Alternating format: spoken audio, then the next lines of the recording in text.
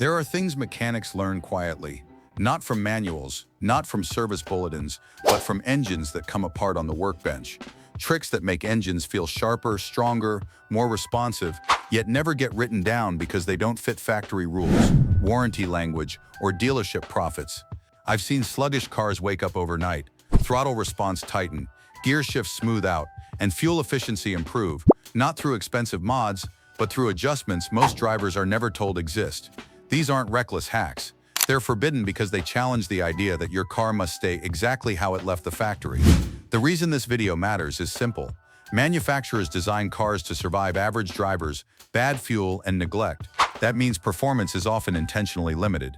If you want to feel what your engine is actually capable of, stay with me. Subscribe to Care Xpert, because the first trick alone explains why your car feels slow even though nothing is wrong. Number 1. Resetting the ECU the right way. Modern cars learn your driving habits, fuel quality, and load patterns over time. The problem is, once bad data enters the system, short trips, low-quality fuel, lazy throttle inputs, performance slowly dulls. A proper ECU reset clears adaptive memory and allows the engine to relearn under better conditions. This isn't disconnecting the battery for 5 minutes. It's a controlled reset followed by a structured relearn drive cycle. I've seen throttle response improve instantly and gear hunting disappear after this process. Manufacturers don't encourage it because it disrupts standardized behavior. But when done correctly, it gives the engine a clean slate and it sets the stage for the next forbidden upgrade. Number 2. Running a slightly higher octane than recommended. Engines don't just follow octane requirements, they respond to knock resistance. Running fuel just one grade higher than recommended can allow timing to advance more aggressively, improving throttle response and mid-range power. This isn't about premium hype, it's about combustion stability. I've logged timing data that showed real gains in smoothness and pull, especially in hot climates or under load. Manufacturers stick to minimum octane for cost reasons, not performance. But fuel alone isn't enough, because airflow is the next restriction holding your engine back. Number 3. Cleaning the throttle body beyond visible dirt. Most throttle bodies look clean until you remove them and inspect the backside. Carbon buildup disrupts airflow at low throttle angles, which affects response and idle stability. A deep throttle body clean restores airflow geometry, allowing smoother acceleration and sharper pedal feel. I've watched engines regain lost responsiveness after this alone. Dealerships rarely offer this unless there's a problem code. But airflow control is foundational, and once restored, it exposes the next hidden bottleneck. Number 4. Correcting tire pressure for performance, not economy. Factory tire pressures prioritize fuel economy, ride comfort, and liability, not grip or response.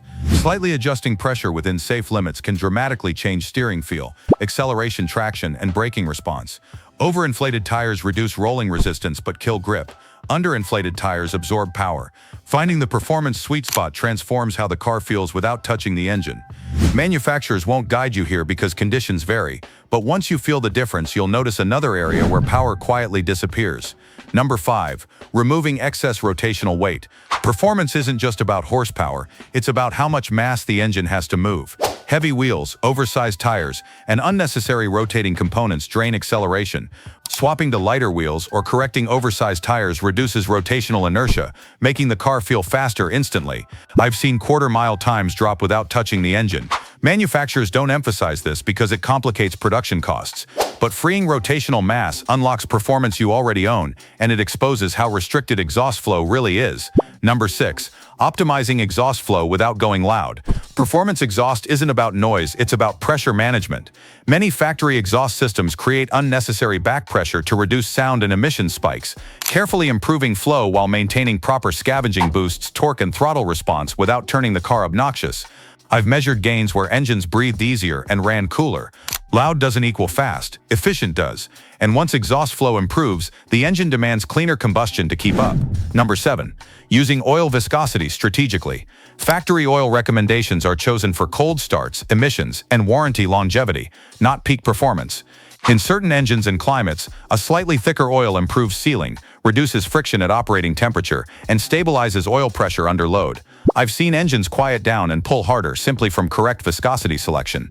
This isn't guesswork, it's understanding wear patterns. Manufacturers avoid nuance, but mechanics don't, and oil performance ties directly into the next forbidden practice. Number 8. Shortening oil change intervals for power consistency. Fresh oil doesn't just protect, it restores performance. Old oil loses its ability to reduce friction and cool internal components. Shortening intervals keeps internal resistance low and throttle response consistent. I've dyno tested engines before and after oil changes and seen measurable differences. Manufacturers extend intervals for ownership cost perception, not performance. And once friction is minimized, ignition efficiency becomes the next performance lever. Number 9. Replacing spark plugs earlier than scheduled. Worn plugs don't always misfire. They just weaken combustion. That means slower burn, reduced torque, and dull throttle response. Replacing plugs earlier restores ignition strength and improves power delivery instantly. I've seen drivers shocked by how different their engine feels. Manufacturers stretch plug intervals to reduce service costs, but performance fades long before failure, and ignition strength sets up the next overlooked trick. Number 10. Cleaning fuel injectors properly. Pour-in cleaners barely scratch the surface. True injector cleaning restores spray pattern symmetry, which directly affects power and smoothness. Poor atomization kills efficiency and throttle response. I've watched engines regain lost horsepower after professional injector cleaning. Manufacturers don't recommend it unless there's a fault, but performance loss doesn't trigger warning lights. And once fuel delivery is corrected, airflow control becomes critical again. Number 11. Relearning transmission shift logic. Automatic transmissions adapt just like ECUs. Aggressive or lazy driving trains them poorly. A reset followed by structured driving can restore crisp shifts and better power delivery. I've corrected delayed shifts in gear hunting without touching hardware. Manufacturers keep this hidden because it complicates diagnostics. But once the transmission responds correctly, the final performance limit becomes driver awareness. Number 12. Reducing electrical load strategically. Alternators consume engine power. Excess electrical load increases parasitic drag. Upgrading grounds, maintaining battery health, and eliminating unnecessary draw reduces resistance. I've logged smoother idle and faster revving simply by correcting electrical inefficiencies. It sounds minor until you stack it with everything else, and stacking leads to the final forbidden truth. Number 13. Driving the engine where it was designed to work. Many drivers lug engines unknowingly, staying below optimal RPM ranges. Engines are designed to breathe, not crawl. Using the correct RPM band improves airflow, combustion efficiency, and power output.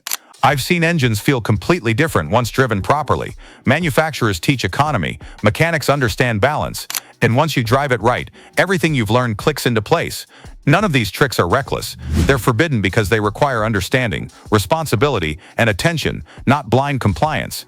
If this video changed how you think about performance, subscribe to Care Xpert, hit like, and comment with your car model. I'll tell you which of these tricks will make the biggest difference for your setup. Real performance doesn't come from hype, it comes from knowledge, and now you have it.